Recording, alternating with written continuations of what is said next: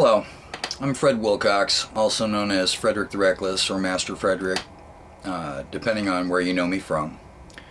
And this recent rash of mass shootings, in fact we've had 264 of them this year as of the Umpqua Community College shooting. Everybody starts looking for a solution. They start looking for a solution to the problem and they're like, more gun laws or more guns. Okay, and everybody points to mental illness. Well, when only 17% of the mass shooters we've had so far have been considered mentally ill. I'm not denying that it's a problem that needs addressed, but it's a small problem. So small, in fact, that you really can't wave that banner around every single time someone pulls the trigger. And I think maybe you should look at the other causes. Ease of access to guns, obviously. It's just too damned easy to get one.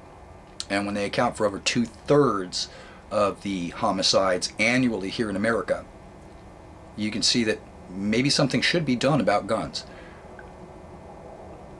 I don't think banning them is an idea that's really on the table as an option. I certainly don't think more of them is an option. In fact, two of those mass shootings that we've had here in Oregon, Clackamas Town Center Mall and Umpqua Community College, both have had armed concealed carriers on the scene who did not fire a shot.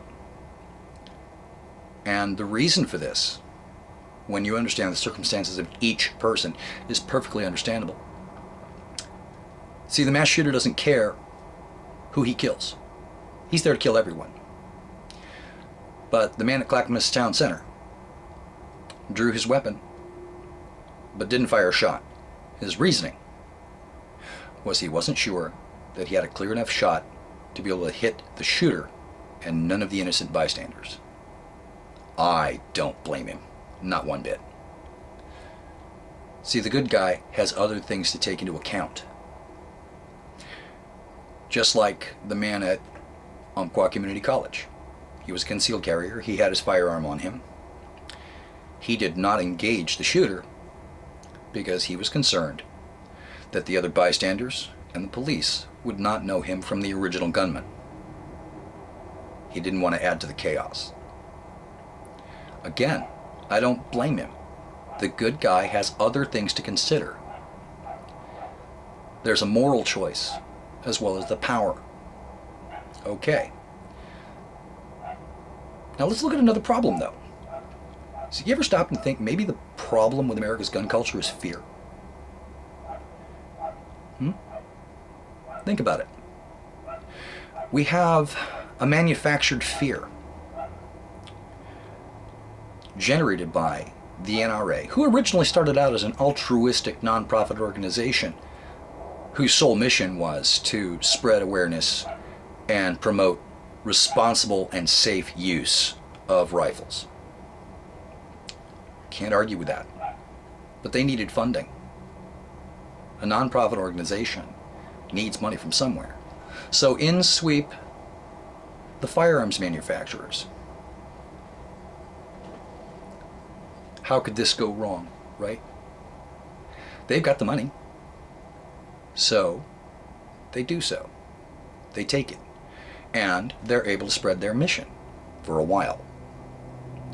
But after a while, it starts switching over. They start generating a fear. The manufacturers want this fear. You need to protect yourself. You're powerless to defend yourself without our products. You're powerless unless you buy our products. To protect yourself from other people who also own our products. Let that sink in for a sec. You got it yet? Good. Okay, so let's look at the other side of the equation. These other people who also own their products. These people feel powerless. They have a fear of being powerless. And these firearm manufacturers have sold this product to them and you as a symbol of power. The power to protect yourself, or the power to make sure that no one messes with you again. Right? You bought your gun for one of those two reasons. If you're a home defender, you know it. Oh wait, there's a third reason, isn't there? There is. See, this is a three-part fear. Because I've also generated a fear that the military is going to come and take your symbols of power away. So you buy more of them.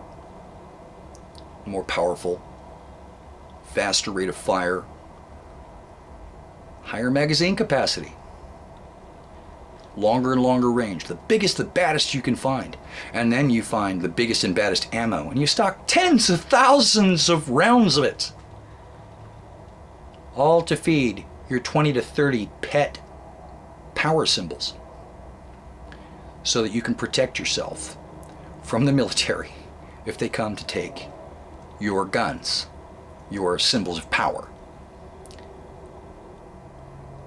Think about this for just a little bit. Where does the military get their guns?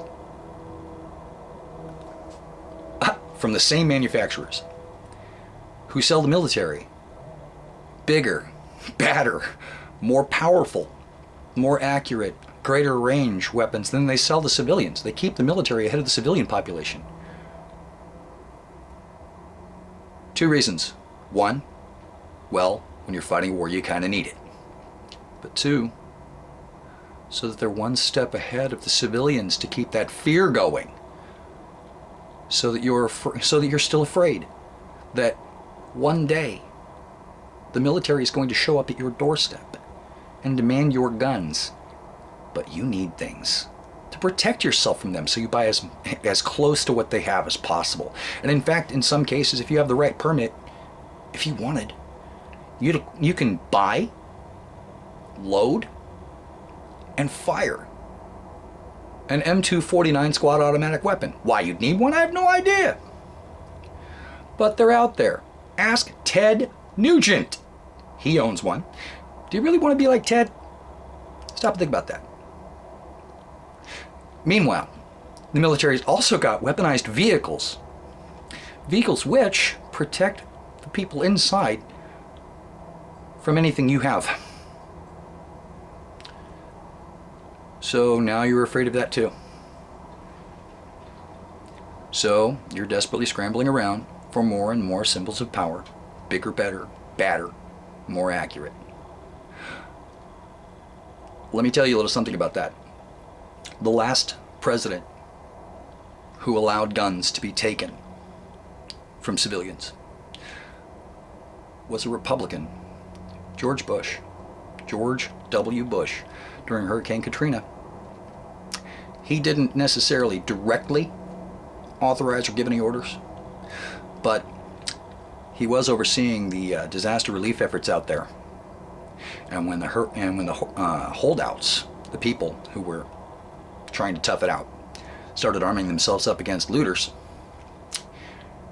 and the aid workers began to become concerned, authorities stepped in and confiscated firearms on his watch. Our current president has said nothing about taking your guns at all. So why are you still afraid of this? Hell, he's almost out of office. And you're still afraid of this? You need to think about who's giving you that fear. And you need to detach yourself from it. Because maybe, if you can detach yourself from the fear, this ghost of tyranny, and the fear that someone who buys these manufacturers' products is going to come into your home, so you need one of their products to defend yourself from one of these people who has one of their products. Until you detach yourself from this fear, You're always going to oppose any sort of change, or at least any sort of change that works. I'm not saying mental illness shouldn't be addressed. And I'm not saying ban your guns. And I'm not saying take them away. But maybe you should stop being afraid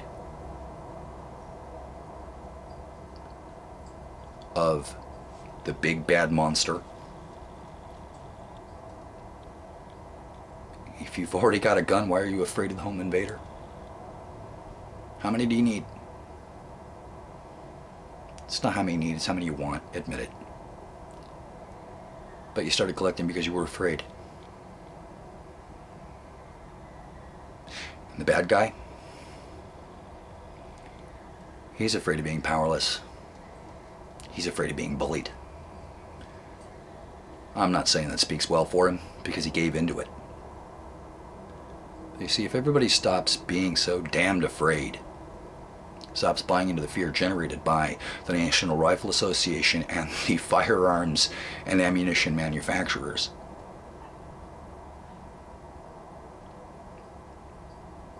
maybe we'll learn to be better human beings. And maybe we'll actually affect some real change with this problem. Think about it.